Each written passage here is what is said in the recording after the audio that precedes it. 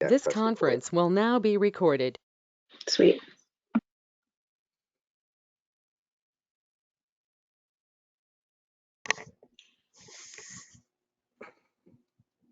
Perfect. Everybody see that? I can see it. Yeah, pretty sure. Yep.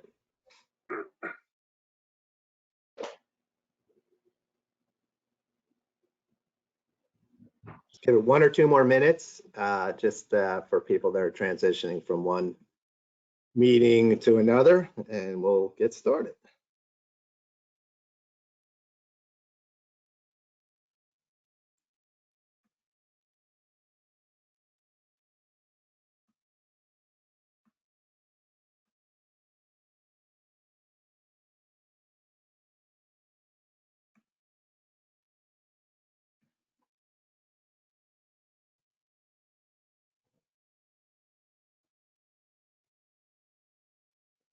Hey, Bill. Yes, It's telling me that my screen sharing is paused. Can you still see it? I can see it. You want to try and advance one slide and just see? Yeah, let's just double check that. Well, can you see that? See the intro slide. Okay. Yeah, I'm not sure. It's telling me. Okay, let me just. Try and read.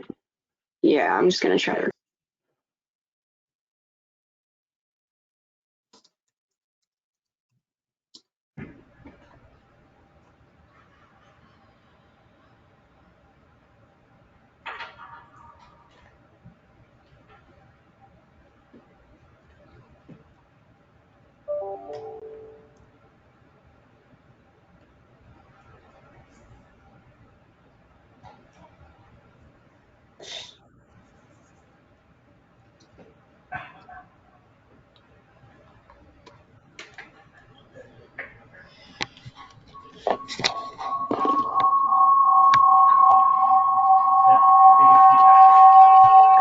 Somebody's got some feedback. No, I need to. So are you trying now again, Cassie? Yeah, sorry. I keep pressing share screen and then it brings up the PowerPoint, but I don't think it's actually sharing my screen. We'll try again. Yeah, can you see my screen? No. Okay, I'm not entirely sure. Now we see it. Now Now you can see it? Okay, Yes. weird. Maybe there's just a lag. It's not in present mode, but yeah. Okay, Perfect. okay, now it's telling me it's paused. I'm sorry, I do not know Let me see why if this is happening. so it won't let you advance the slides. Is that? Yeah, it's telling me that, and I apologize for this, it's telling me there's another window open on my shared application so that it won't let me actually share my screen. I'm not really sure what that means, but then. We see your screen though. Can you advance to the next slide? No, we tested that and it won't let me, because it just says that it's paused, so it won't let me share it. So I don't know if anyone's ever had that on GoToMeeting.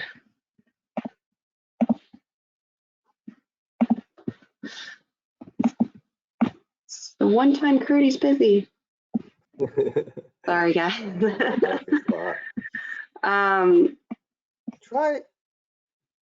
Try and let me share mine. Okay. Yeah, it might just be a glitch on my end. I'm not really sure what's happening. All right. So what are we? Yeah, it looks like it. Can folks see it right now? And I'm advancing it. Yeah. Okay. Not in the presenter mode, but we can see it. All right. Let me just get it in the presenter mode. I got a bunch of windows open here.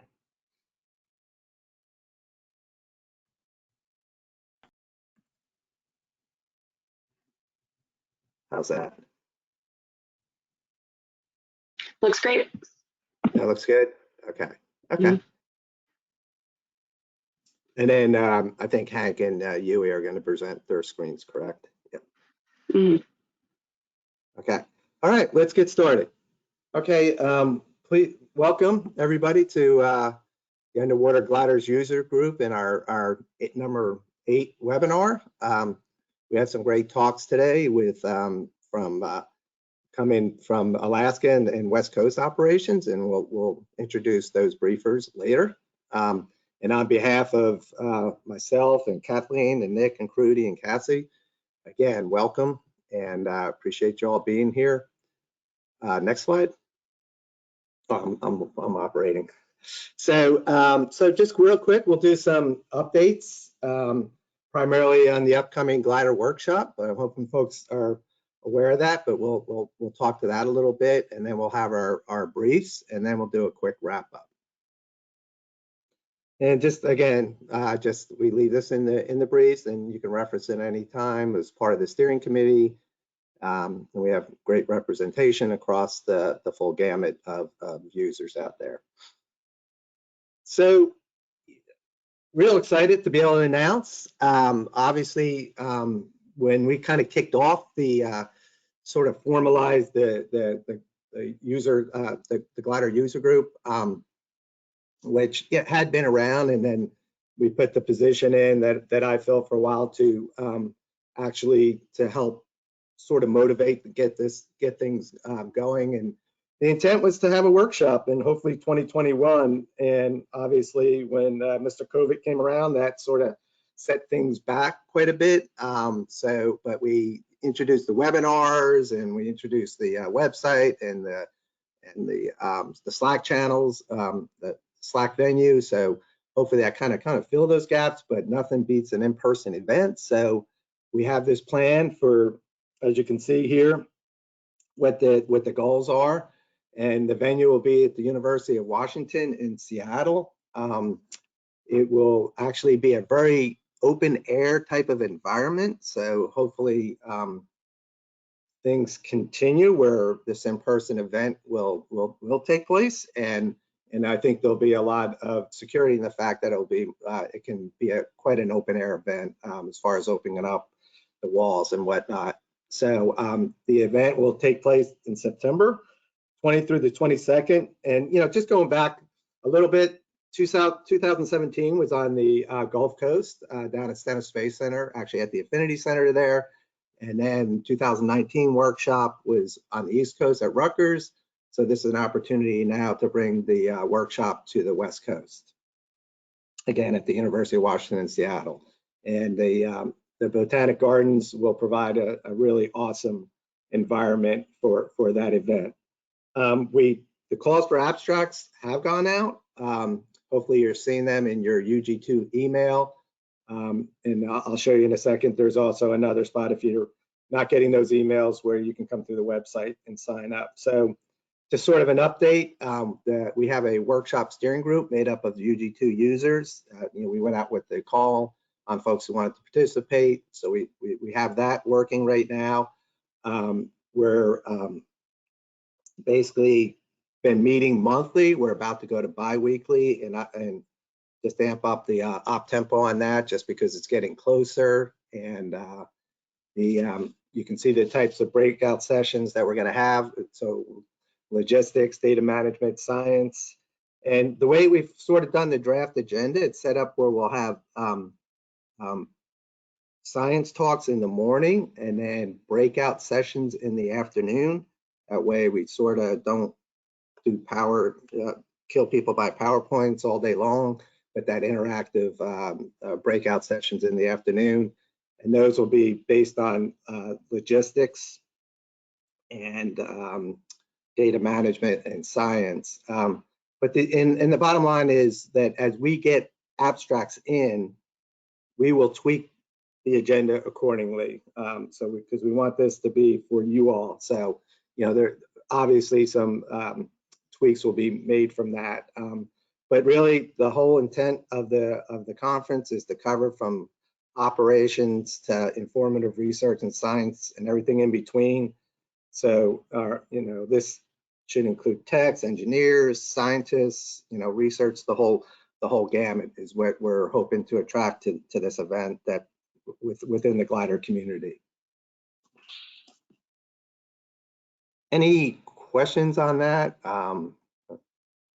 If you go to underwatergliders.org, if you haven't seen, we have put a button right on the front page there where you can actually click and do your registration and do your, if you want to submit an abstract. So it's coupled together right now. So as you go in, you register first, and then if you want to continue to submit an abstract, and yeah, Nick just put something in the chat, a link to that as well. So please take advantage of the link that Nick just dropped in the chat as well.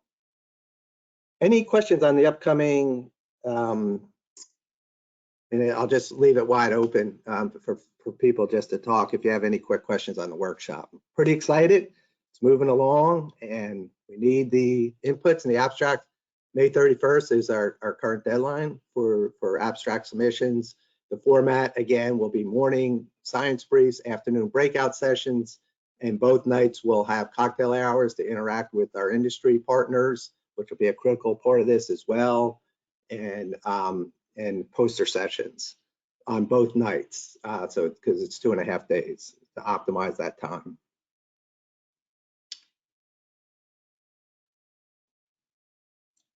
No questions? Good. And we can start getting into the very fun part of this.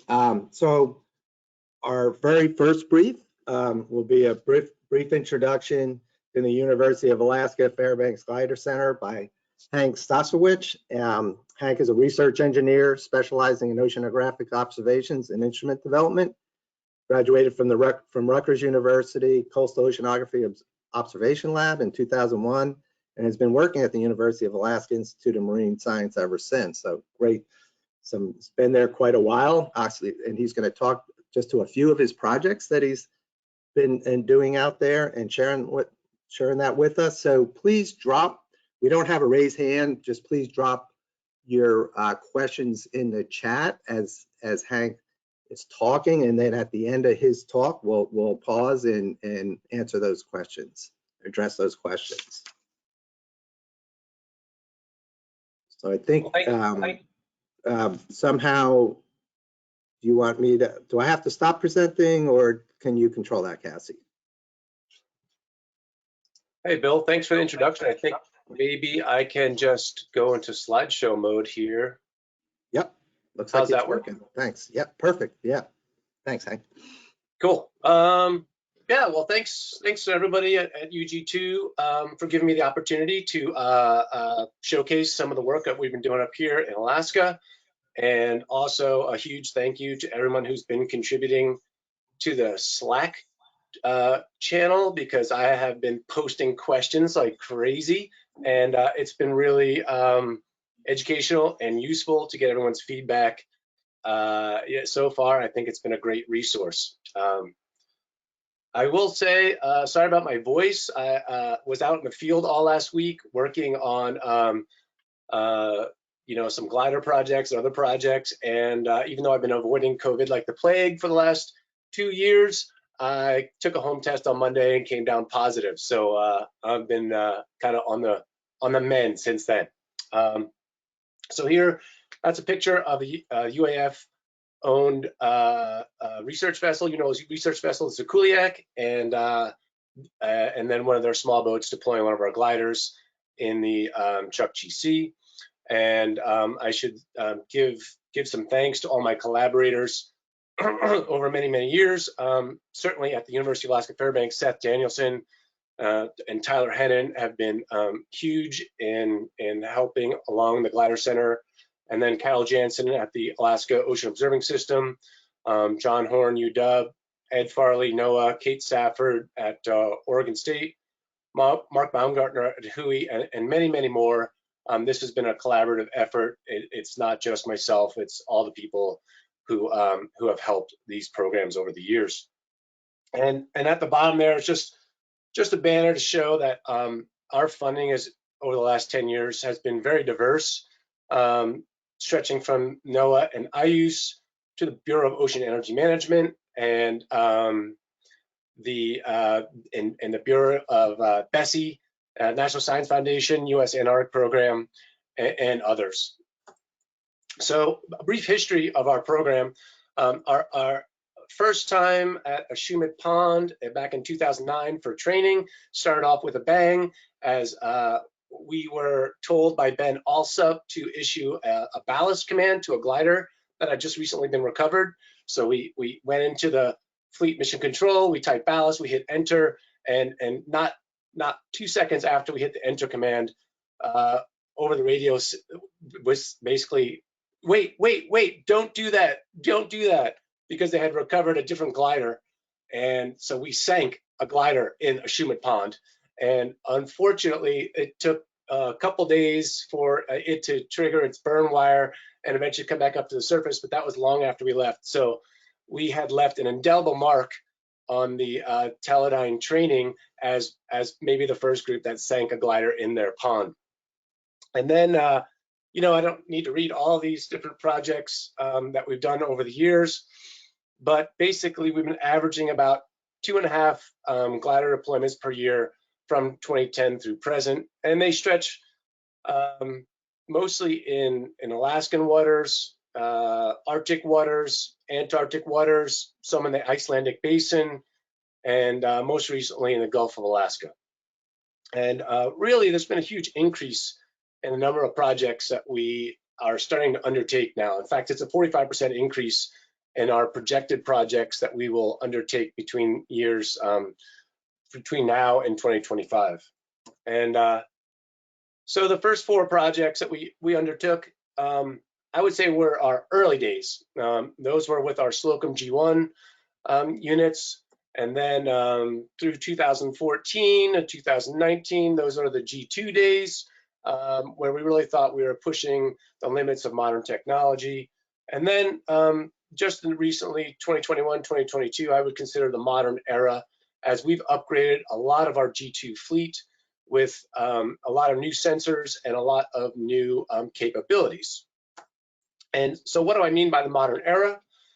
Well, back in the early days, we had these unpumped Seabird CDDs, and the data processing, post-processing was a nightmare because of the thermal lag issues. So we've moved to all pumped CTDs. And we heard a great presentation from RBR a couple months ago about their unpumped CTDs, and I hope we just purchased one, and I hope that data cleanup exercise and post-processing will be much easier because it will be a much more sophisticated sensor. But moving beyond pump CTDs, we have these extended range buoyancy pumps. So we're using the G3 forward sections in our G2 gliders. And that's been enormous, because as we move from coastal estuarine conditions out to deep ocean blue water conditions, we now have that density range to fly in a wide variety of conditions. We've also got the addition of thrusters. So if we're trying to escape a really swift coastal current, boom, we just turn a thruster on, we zoom across it for 1 or 2 days, and then we can turn the thruster off. In addition, when we're navigating in these really tight fjords in Alaska, where there's very, very strong tidal currents, we can turn the thruster on, and it doesn't make a huge impact in the overall mission because of the battery draw associated with it. Just recently, we added a flooded science bay and a lot of onboard processing capability with an additional science bay. There's been a huge amount of technology that's been devoted to faster gearboxes. So we spent a lot more time actually gliding as opposed to inflecting, and that's made our missions a lot more efficient. Rechargeable battery banks have made a big impact, extended battery bays, auto ballasting features, outsourcing the Slocum Fleet mission controls capacity, because I don't know about you guys, but I really had no desire to spend my time being a Linux administrator. So the fact that Teledyne Web picked that up for a nominal fee was just incredible. And then we've also seen rapid proglet turnarounds, which has led to increased sensor compatibility. So over the years, you know, we'd see maybe 1 or 2 new sensors per year, and now there's just been a flood of sensors that want to be added on to the Slocum product. So I just put this up here, kind of in my impression, back in 2010, you know, we were just crawling along, barely trying to get these things to work, fighting against the software a lot, and just pulling our hair out constantly. Whereas today, most of the time I'm checking on my gliders on my smartphone, and I'm spending a lot more time doing science than I am actually flying gliders. And so I wanted to give a shout out and say thank you, Teledyne Web. Oftentimes I feel like I'm kind of beating them up and beating them over the head because of all the different things I want and delays and, you know, technical questions that don't go unanswered. But really, as I put this talk together, I realized they have brought a lot to the table in the last decade, and they definitely deserve some credit for all the technological innovations they brought to the table. So what's the point of all this? In my opinion, AUVs are revolutionizing the way we conduct ocean science. You know, I started off going to sea on large oceanographic research vessels, conducting my science through whatever hydrographic survey tools that existed at that time, and nowadays we've got all kinds of things that we can do from the comfort of our home, sitting in a hammock, piloting gliders from our laptops. And I just want to point out one of the sort of buzzwords that's been circulating around my university for the last couple of years is this thing called the blue economy. If you look up the World Bank or any sort of research on the blue economy, it's basically the sustainable use of ocean resources for economic growth, improved livelihoods and jobs, and ocean ecosystem health. This has been a big topic within NOAA. They released their blue economy strategic plan just last year, laying out a roadmap for new ways to advance America's blue economy and enhance global ocean economy. And it's expected to double in value to $3 trillion over the next decade. So this is, you know, a really rapidly growing market segment that we, as a UG2 group, are right at the nexus of this technological sort of innovative capabilities. And then just to reinforce that point, there was this research report that came out a couple years ago, and it said that AUVs are $671 million industry in 2017 with a 4.5% annual growth rate. And again, I see this just increasing over time as we move forward. And so I'm thrilled to be involved with UG2, and again, really thankful for all the folks who've contributed. So that's a little bit of background to our glider center. And when Bill asked me to give this talk, I thought, well, what am I going to talk about here? And I thought, well, maybe just a couple case studies from recent programs that we've been running in Alaska, 2021, 2022 field season. And the first case study will be something that we call the whale glider. That's a project that detects marine mammals acoustically in the Arctic Ocean, Chukchi Seas. The second project is the herring glider. That's a glider that's been using fish tags to look for herring in Prince William Sound. And the last one will be the International Year of the Salmon glider, which we just deployed in February this year. There's a lot of technological innovations that went into it, and we recovered just last week. So first program, glider-based passive acoustic monitoring in the Arctic, also known as the whale glider. On this glider, we've got a... So I made notes in our climate change, the slides. I think we've got someone who's could mute for me, please. Somebody needs to mute. Thank you. Thank you. So in the science bay of this glider, we've got a pump CTD, chlorophyll, and backscatter fluorometers. And then the digital acoustic monitoring, which is nicknamed the DMON, and low frequency detection and classification system, LFDCS. If anybody's familiar with Mark Baumgartner's work over the last few decades, he's really been the spearhead behind this technology. And I hope that he gives a talk to the UG2 group. If not in the next series of webinars, then certainly at the workshop scheduled in September. But so Mark has developed this tool. Originally, we used to have this bulbous nose configuration, but now it is integrated into the EcoPuck hole on top of the science bay, and that is just it's a passive acoustic recorder. So it's like a microphone in the ocean, and the onboard processing for that instrument basically converts the sound at low frequency, 5 kilohertz, into spectrograms. And it matches these pitch tracks to a known library. And so while the glider is deployed in the ocean, it is listening continuously, and if it hears a killer whale or a humpback whale or a fin whale or a walrus or a bearded seal or a number of other Arctic marine mammals, it identifies them, tells us how many it heard, and at the next surfacing telemeters that data in real time. And this has been a really amazing project to work with, because we've been doing it every year since 2015. We use a ship of opportunity that's conducting science in the Arctic Ocean to deploy the glider for us. That's a picture on the bottom left there. And that glider does a zigzag pattern all the way up to the native village of Uktiagvik, which used to be called Barrow, Alaska, where we typically use native subsistence hunters to recover our glider. And that's been really great, because these guys will either be out on a whaling trip or a seal hunting trip. And if I can radio them some coordinates, they're more than happy to pick up a glider for us and arrange for the shipments back to Fairbanks.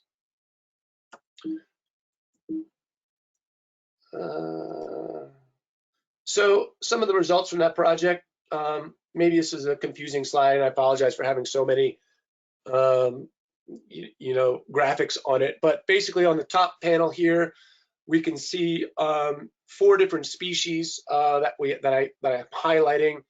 On the left, killer whales. Moving to the right, humpback whales, bearded seal, and walrus. And the objective of the program is to determine these habitat usage regions and identify the types of water masses that each species might want to locate themselves in, and how that might be changing over time. We like to call it eavesdropping on the changing Arctic. So it's really a climate change sort of perspective. And each one of the dots corresponds to the year of deployment and where we heard them. And then you can take a particular cross section of temperature and salinity and produce a water mass analysis, where we have now coastal waters, meltwaters, Bering Chukchi summer water, and Atlantic waters, and sort of break up how these animals are using the different habitats and the different parts of the ecosystem in the Arctic. And what we see are that killer whales are an emerging species in the Arctic. They're primarily being heard off of the region of Point Hope, but they're also moving as far north as Barrow. And so that's something that we're concerned about and keeping an eye on. And then humpback whales are basically heard over the entire domain, and bearded seals and walrus are sort of preferentially using these Bering Sea waters for their habitat, but they're also being pushed closer and closer inshore because of reduced sea ice in the region. So it's been a really interesting program to work with over the years, and now we're starting to develop a nice time series for how these animals utilize this habitat. So now I'm going to change gears and talk about something called the ecosystem approach to fisheries management, which has been another buzzword in Alaska, as we, as the national, as NOAA, basically fisheries moves from managing the fish usage habitat from a single species to this ecosystem approach to fisheries management, where they're taking into account climate, habitat, and predators to develop their fisheries management plans to keep Alaskan fisheries sustainable. So why is this important? Well, it's a $5 billion industry in Alaska alone, and Alaska produces almost 60% of the commercial fishery catch in the United States. It employs almost 60,000 people and then produces about 10,000 secondary jobs. So what we're trying to do is to produce these ecosystem status reports and supplement them with real-time data from gliders that are supplied to the North Pacific Fisheries Management Council to help keep Alaska fisheries sustainable. So the gliders and ecosystem approach to fisheries management requires a deep understanding of the species biology, population status and trends, environmental drivers and ecosystem dynamics, And that implementation of this program requires timely information from the science community. And the glider is going to assist by providing this data directly to guide these EAFM sort of metrics. So the objectives for these programs are develop real-time indices of key physical and biological parameters and inform the North Pacific Fisheries Management Council on their our research activities, and also to increase capacity by training glider pilots and technicians so that we can expand our operations in Alaska. So one of our gliders' name is called Shackleton. That's a long story, but in order to get it to fly right, way back when, the Arctic Ocean, we had to tape a shackle to its nose. We tasked Shackleton with a Vemco tag receiver to help supplement some studies that were being conducted in Prince William Sound, Alaska, to study the habitat usage and winter migration pathways of Pacific herring. Now, the herring glider's got a pump CTD, dissolved oxygen, chlorophyll and CDOM fluorometers, backscatter, and PAR, and this Vemco pit tag recorder that's called the RX Live. And the RX Live system, a picture on the bottom two slides on the right, it's mounted up over the nose, and it can detect these very, very, very small tags that are less than a centimeter long that are surgically implanted into herring. In 2020, about 300 herring have these tags implanted on them, and then the Prince William Sound Science Center, along with some of our other collaborators, set up this network of receivers that you can see off on the top right panel to track the herring migration, track what type of habitats they were using. And these are just, again, passive acoustic devices. The cool thing about the glider is that we were able to telemeter this data in real time so that we can have an adaptive sampling approach and also direct these aerial flights who are trying to pick up on herring migration. In addition to herring, there are also other animals that were tagged in the region. Salmon sharks. This is a picture of a herring in a coastal water spawning frenzy, and king salmon. So this glider, Shackleton, ran on rechargeable batteries, and we turned it around several times over the course of 2021 field season. And we ran this survey mission in eastern Prince William Sound. That's an area where they expected the most herring to be, and then eventually swam it all the way back to our field station in Seward, Alaska.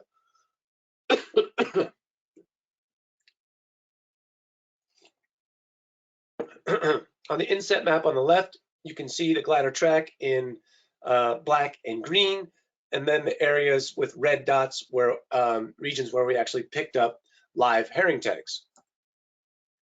And I should also point out that we had a control mooring way up and inside Orchid Inlet there to investigate how the received tags were picked up by the glider over various environmental conditions. So the control mooring had 3 tags on it, and then about 500 meters away, it had 2 receivers, which also transmitted. And what we were seeing as the glider swam by about 25 or 30 times was that we were picking up these tag hits easily at 500 meter range, and occasionally even out further than a kilometer, 1,200 meters. Wasn't unrealistic. And then if you look on the panel on the right, when the glider was within range of the stationary moorings, it typically had a higher detection efficiency than stationary receivers, which was kind of an amazing result, that the glider did a better job than a fixed mooring at picking up these tags. Now, did we find the overwintering herring? Of the 235 tags that were released in 2020, we picked up 15 herring that were presumed alive, and again, another 15 or so that were dead. And we kind of classified ones that were either dead or the tags were shed, because as we passed by multiple times, we would pick up the same tag in the exact same location. So that was interesting. through a process of using a general additive model, we were able to determine that a single glider was as effective as 12 passive receivers in this region. So the take-home message was that utilizing the glider for these tagged animal studies was an extremely efficient technology to apply to the problem. This data is being written up by one of our collaborators and should be in press fairly quickly. Now, most recent project that I've been working on with our glider team is in collaboration with the International Year of the Salmon Survey. This is a project that's been planned for the last 5 years. We were funded to test the operational readiness of AUV-based ecosystem monitoring. And then you can see on the map here, this was a multinational survey using 4 different ships, including the NOAA Bell Shimada, to conduct a wide swath of survey for where Pacific salmon are overwintering. And I think we're all guilty of doing this in Google Earth. When you zoom out really far, you think, oh yeah, no problem, we can do this. But the scale of this map is absolutely enormous. So the undertaking to conduct a synoptic basin scale survey of the entire North Pacific was a massive, massive undertaking. So the program objectives for our glider component of this IYS survey were to expand the sampling capability of Slocum AV to provide in situ ecosystem monitoring and support IYS. So we're essentially a force multiplier using this one glider with an echo sounder to help supplement the data that was being collected by the survey vessels. And then we also were tasked to provide a suite of derived parameters to help managers and other stakeholders assess the state of the Gulf of Alaska ecosystem and serve all this data in near real time on the Alaska Ocean Observing System Ecometrics dashboard. So what we did is we took a Slocum G2 glider, and this was in collaboration with Teledyne, and we developed what's called the Flooded Science Bay. The Flooded Science Bay took a Kongsberg EK80 split beam transducer and mounted it there at a 21-degree angle so that when the glider is sampling temperature, salinity, fluorescence, DO on the downcast, then it can shut off all sensors on the upcast and just be sampling the echo sounder to reduce electromagnetic interference. We also have a forward science bay, which is a sealed hull science bay where we kept an onboard processor, a single board Linux machine, and the Kongsberg Mini that powered the transceiver. On the bottom right, there's a few samples of what the data looks like on upcasts. So here's my kind of attempt to sort of like put all the pieces together for this kind of new piece of technology that we were excited about and got to use this winter. The range of our study was about 1,600 kilometers. With the battery, using primary lithium batteries, we were able to get 60 days out of it. It had the extended range buoyancy engine, 1.6 liter, and this was a deep glider, 1,000-meter glider. There was a lot of collaborators involved in this program.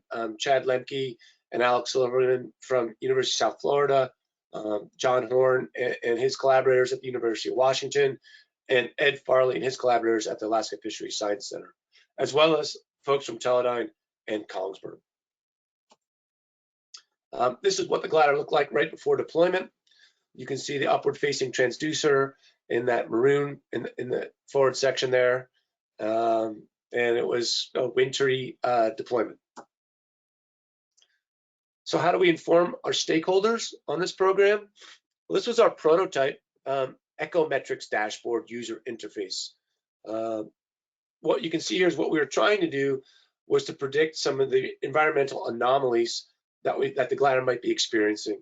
So is it warmer than the climactic average? Is it more saline? What's the mixed layer depth? And then Where does the phytoplankton biomass stand? Backscatter density and aggregation strength. And then how about the water quality, dissolved oxygen, turbidity, and CDOM?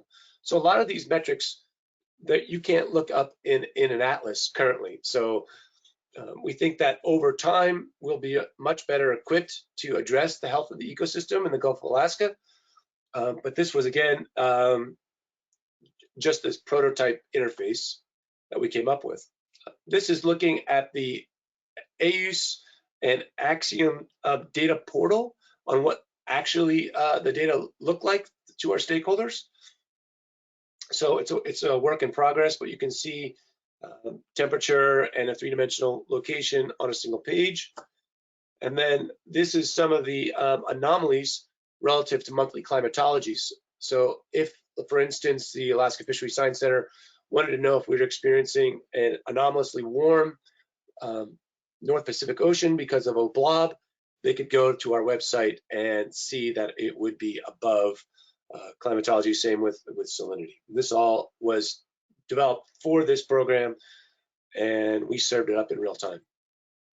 So you might be asking yourself, well, did we find the salmon? At the end of the experiment, we flew something like 1,000 kilometers, spent some time at a few different moored. The GEO mooring is the Gulf of Alaska Ecosystem Observatory mooring. It's equipped with a number of echo sounders, ADCPs, chlorophyll temperatures, fluorescence, so on and so forth. The glider path is in blue. The red dots are LTER sampling stations funded by National Science Foundation. And then the orange triangles were stations that were supposed to be occupied by the International Year of the Salmon survey vessels, but in fact were not, as they focused more of their efforts further offshore, as they were identifying the salmon catches were more closely associated with warmer water features, temperatures above 4.5 degrees Celsius. So this is a map of where the ships actually went. There were a number of mechanical issues that took place, which curtailed some of the NOAA Bell Shmata operations. The Canadians did a fairly good job of filling in the grid, and the Russian vessel Tinro sort of started off strong, and then as the war in Ukraine picked up and geopolitics took over, they started hightailing it back to Mother Russia. So in yellow there, our one IYS glider went out and sampled those 3 stations, and right now we just got the data back, and we're starting to analyze it as we speak. But just as a teaser, one particular dive's worth of data, you can see here raw data from the echogram that we are actually able to pick up some what we think are salmon, but at the moment, you know, we're still in process of kind of putting together the whole story. Okay, so to summarize, are gliders and AUVs able to make advanced real-time ecosystem assistant fisheries management observations? The answer to that's resounding yes. When this glider with the extended flooded bay first arrived, we weren't even sure if this thing was going to fly, but now we've proven that it has, and it can fly long distances and be very efficient. It's a mobile platform used for animal telemetry, and it can seek locations of tagged fish and marine mammals that moored arrays are unable to detect. And the glider science payloads function well with the use of noise reduction techniques. Well, we were calling this system the Echo Droid, and it's the onboard computer which we were able to duty cycle and coordinate the data acquisition systems, which turned out to be very reliable and very robust. The one constraint was that this echo sounder increased battery consumption by about 2 times when it was actually functioning. So we're working on trying to get down the power consumption so it can be used for longer missions. And then in Alaska, at least, UAF is leading the charge by increasing the number of trained glider pilots and technicians, and that was evidenced by the 5 or 6 glider pilots that took over some of the piloting responsibilities over the course of this experiment. So those are the 3 case studies. I just want to bring up one final point about why I think gliders are awesome. you guys are all probably familiar with this, the Keeling curve and the amount of carbon dioxide that's in the atmosphere and how fast it's increasing. Just, pulling out some numbers and some UNOS documentation, a global class research vessel consumes between 3,000 to 5,000 gallons of diesel per day. That's roughly equivalent to 90 metric tons of CO2 being introduced to the atmosphere. The current paradigm of how we do ocean science is kind of part of the problem. And I think that if we're going to reach the IPCC recommendations of 1.5 degrees Celsius temperature increase in the next 100 years, we've got to reduce the number of vessels that we're utilizing, and hopefully we can start increasing the number of gliders and number of projects that are utilizing gliders to do more science in the world's oceans. So with that, I say thank you, and wanted to ask if you guys have any questions. Well, Hank, first of all, heroic effort there fighting the COVID and the voice. So I owe you a few drinks of choice at the in-person event. So thank you. Yeah, if anybody has any questions, please drop them. Just a couple. I mean, one part of our workshop is going to be aimed at data management, which I think a big part of that is the data analytics part. And what a great example you showed where you're sort of just taking snippets of information when the onboard processing determines, in this case, that identify a species of whale or something like that, that could be passed back, what I would call sort of to, decision makers. It's actionable intelligence if they have to, manage water space or have ships avoid mammals or something like that. I mean, that's just such a great example that you don't have to pass back all the data real time, but actionable intelligence. So I think that was a great example of data analytics. Also, the collaboration that you do. I mean, how important is that in these very expensive and technically challenging operations? And you showed great examples of that, as well as the science output. So, just a huge thanks. Looks like I might have a question here from Daniel Nelson. Hank, great talk. Could you go into a bit more detail about the noise reduction efforts for the ECHO study? Just curious about the noise and power factors you weighed during that process. Yeah, great question, Dan. One of the biggest factors of noise was the power supply that we utilized it was a step-down transformer to power this onboard processor called that's an Odroid, basically. And yeah, we're taking 15 volts off the glider system, stepping it down to 5 volts. And as with any type of, a step-down transformer, there's all kinds of radiative noise that gets emitted. So we spent a long time both researching the different types of power supplies that are out there, and then choosing a few, going through with the oscilloscopes and finding the ones that have the lowest radiated noise on the gliders. Then we flew a ton of missions prior to the actual deployment of the IYS glider, where we would just keep it in the water for 24 hours at a time, and looked at the data to determine how much noise was being created by the buoyancy pump, by the pitch motor, by the rudder, and trying to eliminate as many sources of those noises as possible. Yeah. One question you mentioned 141 days on the Shackleton, right, mission. Was that continuous or? No. Okay.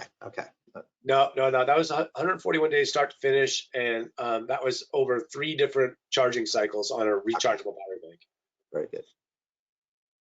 And also, I should, Bill, while you mentioned, data dissemination, although we relied heavily on the Axiom group to serve up our data, I also reached out to the folks at Gandalf from GCUs, and those guys have just been great to work with. They're really helpful and welcoming our data streams. And occasionally, when I'm serving up data to different folks, I would give them that website because it was just a little bit easier for them to refer to. So some of our collaborators, you know, in the school systems and so on. So really enjoyed looking at the Gandalf website. Great example. Yeah, Bob Courier down there is the hero behind that, and it's a great system, definitely. Yep. Any other? Shannon Searing says, thank you, Hank. Great presentation. I think if anybody wants to speak up real quick and ask a question, I'll allow that opportunity just for a minute or two. If I don't see anybody, then we'll hop on to our next briefer.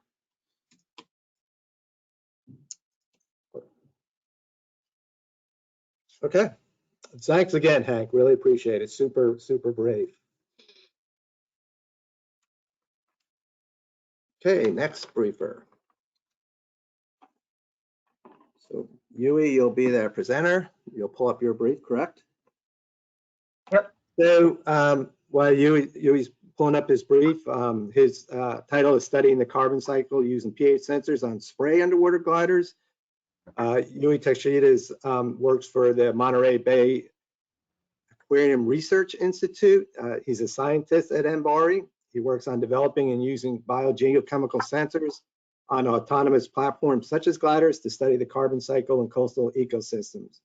Additionally, he is the data team co-lead for the Global Ocean Biogeochemistry Array, also known as GO-BGC, which is a National Science Foundation mid-scale research infrastructure project that is funded to deploy 500 biogeochemical profiling floats over the next 5 years. So it sounds super.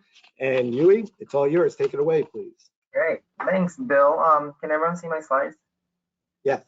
Okay, great. Yeah, well, thanks for inviting me and giving me this opportunity to share a little bit of my work that I've been doing related to operating pH sensors on spray underwater gliders for the past couple of years. And, you know, before I start, you know, as Hank mentioned, it takes a village to make any of these kind of any sort of project work. So there's a whole list of, you know, vehicle operators, engineers, collaborators, et cetera, that made this work possible.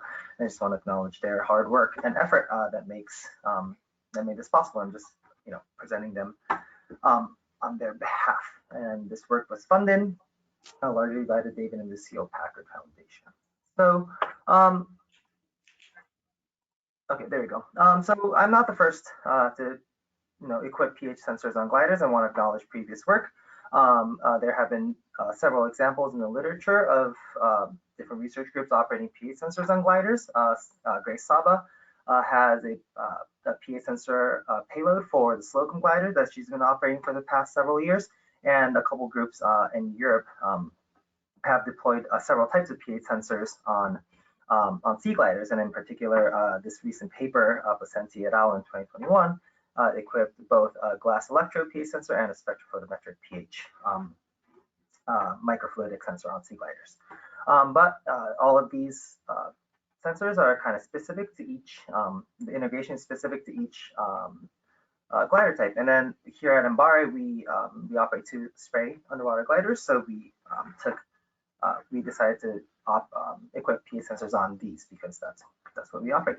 And so we needed a slightly different solution than the previous examples for pH sensors on our gliders. And the pH sensor that we use on our gliders is the deep sea Durafet. And so here's a picture of this sensor. The mechanical design and the performance is explained in Johnson et al. In 2016, but basically it's an ion sensitive field effect transistor pH sensor, or an ISFET. And then so the ISFET sensor is located in this paddle here on the left, and then the reference electrode is shown on the right here. It's a silver chloride ion selected electrode. And then this, initially the deep sea Durafet was developed for profiling floats. And then so here's a picture of the deep sea Durafet integrated onto a profiling float head. It's not shown in this picture, but it is included in the CTD pump flow stream for several reasons. One is that it improves the sensor response time, and 2, these ISFET sensors are light sensitive, so it's important to protect them from sunlight exposure near the surface. So so having it pumped is important. And I want to mention that this deep sea Durafet is a very it's a tried and true, I guess, technology. It has been deployed on over 200 profiling floats have been deployed with pH sensors. Here's a map of the various biogeochemical profiling floats that exist in the world today. And the majority of them are deployed in the Southern Ocean through the SOCOM project that was funded by the Polar Programs at NSF. But as Bill mentioned, we are so each one of these lobes here represents a profiling float, and they, not all of them, but most of them are equipped with pH sensors. And so and then as Bill mentioned, the GoBGC program was also funded last year to deploy 500 additional BGC floats around the world, and each one of these would be equipped with a pH sensor as well. And so I guess the point I'm trying to make, and here's a map of the floats that we have deployed over the last year. And the point I'm trying to make here is that I guess the pH sensor technology is demonstrated to be robust. And so what we did was adapt this technology from profiling floats to gliders. And so here is the schematic or drawing of our sensor payload. So it's a flooded science wet bay in the tail of the vehicle, and then the pH sensor is shown here in this red circle here. So the water, as I mentioned, it's in the pump flow stream. So the CTD, water pumps through the CTD, goes through a Seabriss 6302 sensor, and then into the pH sensor, and then into a sea point fluorometer. So this glider measures the physical parameters: oxygen, pH, and chlorophyll A fluorescence. And then so here, this is a picture of what the actual components look like. And so what we did was we have this controlling electronics located inside of the spray pressure housing and the pH sensing element located in the wet bay and connected through an underwater cable. And here's a flow cell. The flow cell is just a simple Delrin cap. And so we had our first successful science deployment in April of 2019. Here is a typical profile of pH in and near Monterey Bay. And the black line here is the glider observations. It takes measurements every approximately meter throughout the whole water column. And the circles are discrete samples for pH that we took alongside of the glider to validate the sensor performance. And since 2019 in April, we have conducted 19 missions, over 5,000 dives, reaching up to 1,000 meters. And we operate 2 gliders with pH sensors. And for those 2 gliders, we have a combined 430 glider days between the two gliders. And then we conduct most of our missions near Monterey Bay. So the Monterey Bay is located, you can see in the top right here, and then these lines are a subset of the missions that we have conducted over the past couple of years. And we have put in a pretty significant amount of effort to validate the measurements for these pH sensors. So this is a plot that shows the glider measured pH on the y-axis and the discrete samples that we collected alongside of the glider on the x-axis. And so over several years, we collected over 100 samples alongside the glider, and then the mean difference between the discrete sample, the validation samples, and the glider pH was about -0.003 plus or minus 0.011. And the precision of the pH measurement is about 0.0016. So we expect a little bit of natural variability between the discrete samples and the glider pH, but there's basically no significant difference between the validation samples and the glider pH. And then so we kind of claim, or we think, that the accuracy of the sensor is on the order of about a little better than 0.01. Previous studies have shown that there was a problem in response time for some of these pH sensors, but since ours is in a pumped flow stream, it seems to have a pretty good response time. So what this plot is showing is the difference in pH between pH collected during descent and the ascent of the glider down to 1,000 meters. And as you can see in the top 500 or so meters, there's variability over, I think this is about 10 dives total. And all this difference is driven by sub-mesoscale variability. So you can see differences in temperature, salinity, and oxygen, as well as pH. But if you look at the difference in pH below 500 meters, where there really is minimal natural variability, you see very good agreement between the ascent and the descent, which indicates that response time is good, and it's it doesn't introduce any significant or noticeable errors in the pH measurements. So what we can do with the pH measurements that we collect with these gliders is to estimate other carbonate parameters. pH by itself is not that useful, but by estimating other carbonate parameters, we can study various aspects of the carbon cycle. So how we do this is we rely on empirical algorithms of total alkalinity. So there are various algorithms that exist that are trained on the global hydrographic data sets like GLODAP, and such examples like LIAR and CANyon-B. And here's a plot that shows it's a two-dimensional histogram of the estimated alkalinity on the y-axis and the measured alkalinity on the x-axis. And globally, these algorithms work to about 7 micromole per kilogram. So fairly accurate estimations of alkalinity.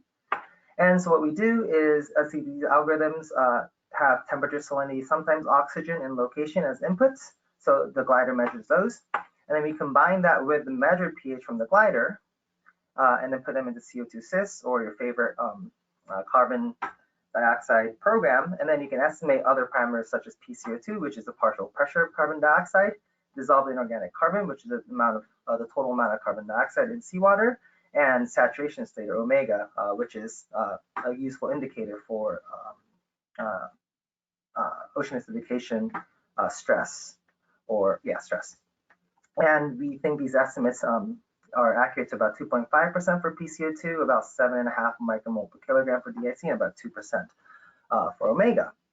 And then so once we have these estimated parameters from the gliders, then we can use these measured parameters and do some science with them.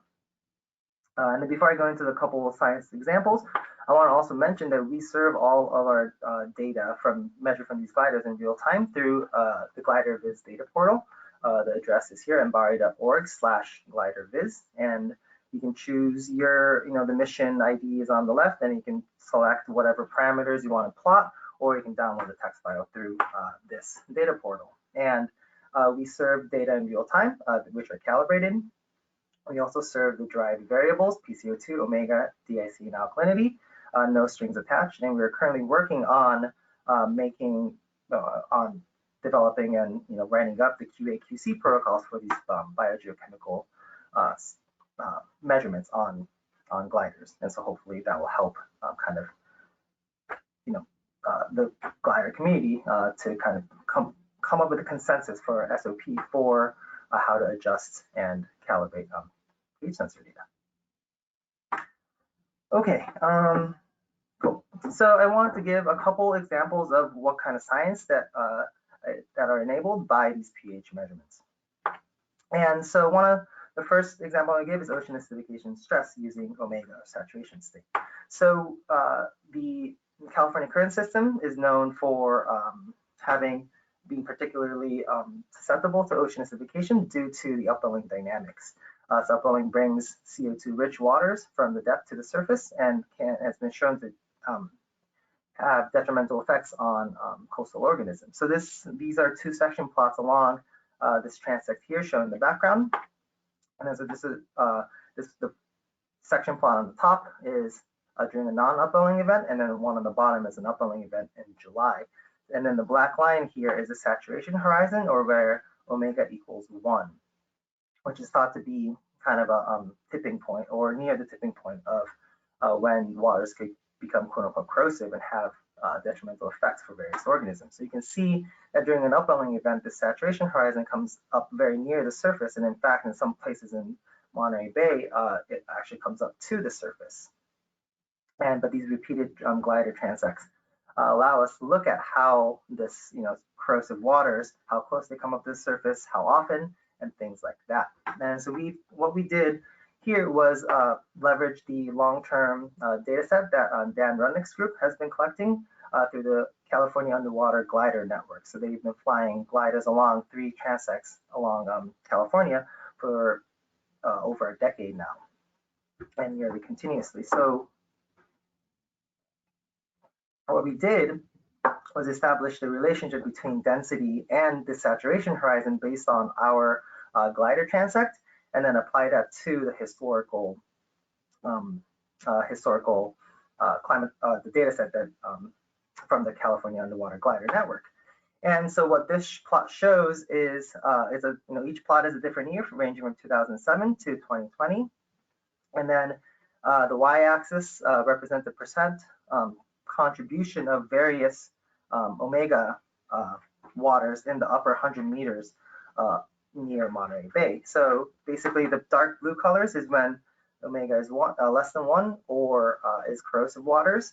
And the light blue is between 1 and 1.5, and then the yellow ones are where omega is larger than 2. So you can see that there is a large amount of variability or interannual variability. So for example, in 2013, there were, for the most of the upwelling season, March to September, about 50% of the water column, or 50% of the upper 100 meters, were corrosive waters. But in 2015, there's barely any corrosive waters in this region. And then so this will, this hindcasting data like this could potentially be useful for understanding, if you link it with, distributions and pteropods, for example, or other organisms that we think are susceptible to oceanification. These glider observations could be useful for those analyses. And one thing that we found was pretty useful was, now this shows the mean saturation horizon depth on the y-axis versus a QD index. This is the upwelling index presented in JCOX in 2018. And then if you just plot up the cumulative index versus the mean saturation horizon, it follows a pretty nice linear relationship, which indicates that maybe this indicator could be used as a good proxy to kind of understand the dynamics of the saturation horizon in real time, because these QD indexes are produced on a daily time scale. Okay, another project that we're working on using these pH sensors is understanding primary productivity along or near Monterey Bay. And then the approach that we use for this is look at the diel cycle. So various groups have been using multiple profiles from gliders a day to construct this composite diel cycle. So this is a plot from Nicholson et al. In 2015. This is near Hawaii. So over several weeks or several months, as the glider made multiple profiles, you can see this diel cycle. So this is from midnight to midnight if you average it over the entire mission. And then so at nighttime, shown in the shaded gray boxes, the water column respiration draws down the oxygen. During the daytime, the oxygen increases due to net production, or an NPP. And then again, after sunset, respiration draws down the oxygen. And then so this diel cycle can be used along with knowledge of the depth of the mixed layer depth to calculate what the primary productivity rates are. And then so the approach that and the value that we can calculate is the gross oxygen production, or the so how much the gross is, so how much it's the sum of the net production plus the respiration. And so these historical papers have used oxygen sensors, but now with our pH sensors, we can actually look at carbon dioxide cycles, and then we can, in addition to the gross oxygen production, we can calculate gross carbon production, which is ultimately, what we are interested in. So we conducted a study about 250 kilometers offshore from Monterey Bay in this area right here, and we were trying to get into the middle of this warm core eddy, so that the water mass variability would be minimal during these diel cycles. So we conducted diel cycles over several weeks in this area. So this is the raw time series of the oxygen and the oxygen saturation percentage in the upper, I think 15 meters of the water column. So you can see that there's a clear diel cycle. Each day, the oxygen decreases, respiration increases, reproduction decreases, and so on. And if you aggregate all of these values, you get a very clear oxygen diel cycle shown here. So this is a composite diel plot of oxygen.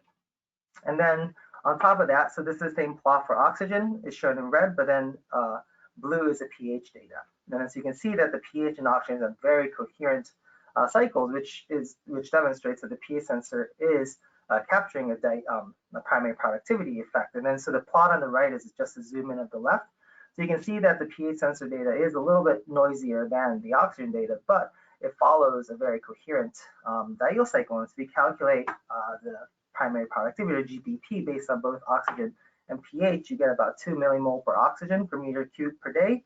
And for carbon, you get about 1.6 millimole per carbon per meter cubed per day, which is about what you would expect from the Redfield ratio. But what this demonstrates is that we are able to capture and directly measure GPP based on carbon units rather than relying on these kind of empirical relationships of carbon to oxygen ratios.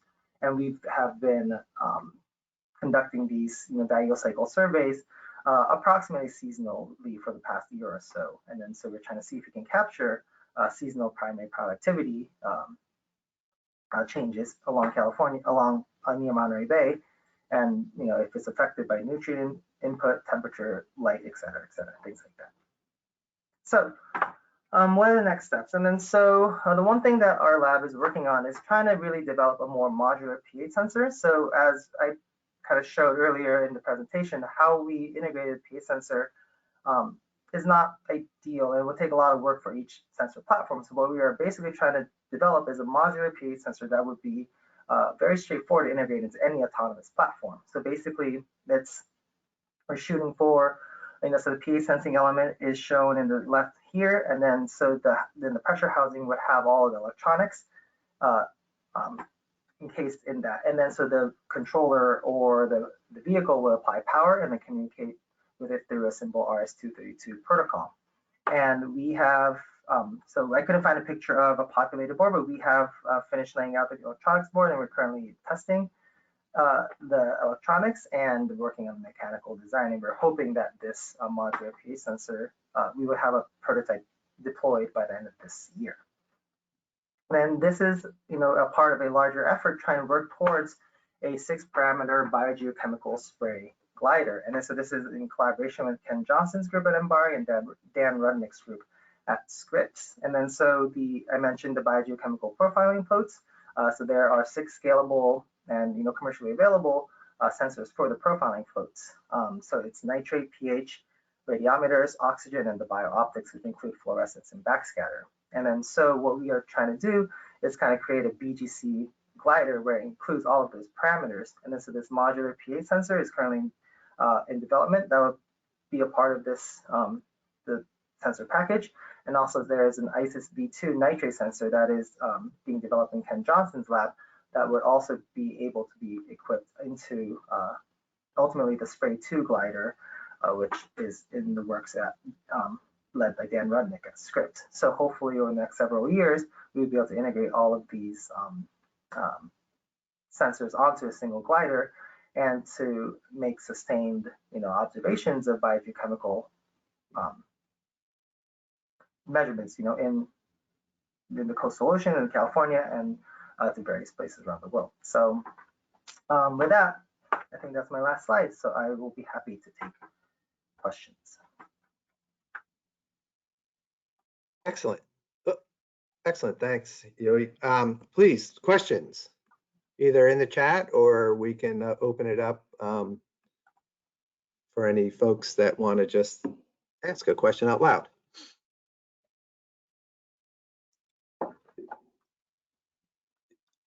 Hugh, I was just kind of curious when you talked about the saturation horizon and you talked that it impacts certain biological species. Specifically, do you have any, are there specific types of species, or is it just in general So in the literature, the pteropods have been kind of shown as a, organism that's particularly sensitive to saturation state. And so Nina Ben-Narsik's work has shown that over the past decade or so. In the near coastal systems, and bivalve larvae are particularly sensitive to them during the early stages of development. So those are kind of two. Very interesting and nice long data sets, coordinating that with Dan's group over time. So it's awesome. I think Hank had a question. Hi, Yui. What is the response time for this sensor? Yeah, so that's, we haven't directly measured it. So in our paper, we basically assessed, the downcast and upcast, and we agree. So we said that it was not a significant contributor to measurement error. But we are starting to measure it in our lab, and then so the response time is a function of several things. Like the sensor response time is actually on milliseconds, and we have demonstrated this. But the overall response time of the system is also a function of the flow rate over the pH sensor. And so because you have to minimize the diffusive boundary layer between the bulk seawater and the sensor face itself. And so, so for a slowly pumped system, you might have a much longer response time. So for example, the Slocum gliders and Grace Saba's, work, they show that they have a really long response time. And that's largely driven by the fact that the CTD pump that they use from the Seabird CTD is not really fast enough to have a fast enough response time. So we use a Seabird 5M pump to pump through our flow stream, and that seems to be fast enough. So that's kind of I'm dodging your question, Hank. Sorry, I don't have a specific number, but hopefully we'll have that in the next couple of months. Excellent, thank you. Any other? Okay, we one more. We have another question here. We love to do carbon pH measurements from our gliders operating in BC, but are having trouble sourcing pH sensors for Slocum or Sea Explorer gliders. Is the new sensor package you are developing a possibility for use on other glider platforms? Yeah, so that's what we were working towards. So the deep sea Durafed is commercially available through Seabird, but currently the only package that's kind of sold is a moored instrument, or that's that's the stem that's integrated on the profiling float. So by kind of like helping, kind of working towards this modular pH sensor, then like my hope is that it will become easy to integrate into any autonomous platforms, and for any glider platform, and eventually my hope is that it will get commercialized through Seabird or some other company, but that's the vision. So currently, yeah, so we're hoping to, and we've written a couple proposals to try to get that funded, but that hasn't been successful yet. But we're we're moving along with the development. So yeah. Thank you. Okay, just one last shout out to folks that may have a question. If not, Yui, thank you so much. That was excellent, very good, and I really appreciate it. Looking forward to seeing you at the workshop. I don't know if can you pop my screen back up, Cassie, or is it or the last couple slides? Is there any chance you're able to? It just wasn't working for me before, so I don't. Yeah, for some reason I'm not seeing the share my screen again. I lost. Oh, I'll make you the presenter. It might have gone away. Yeah. Okay. So you might have that option now. Yep. Okay, so just real quick, wrap up. One thing is, we continue. Our plan right now is to do one more in 2 months, and then since August is so close to the workshop, we'll go ahead and cancel that one. But if you have anything you would like to brief, please let us know at info@underwatergliders.org, and just let us know, because this is for you all. And if you have something you'd like to share with the group, that's awesome. We talked about, and I think Hank mentioned. I'm sorry. Go ahead. Somebody have something? Okay. No. And the UG2 Slack workspace is going strong. It was like looking the other day, and you can see sort of the members we have, like 183 on the general channel, and the pilot 180. A lot of dialogue going on there.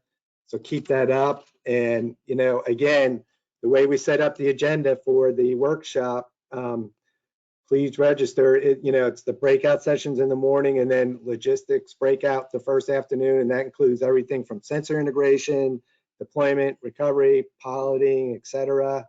And then the data management, which is real and post-time data management, metadata, data analytics, and all that. So it's really that whole gamut from operations to research and science that we're looking for input. So please contribute. And Nick, I'm sorry, Nick, do you have any closing comments?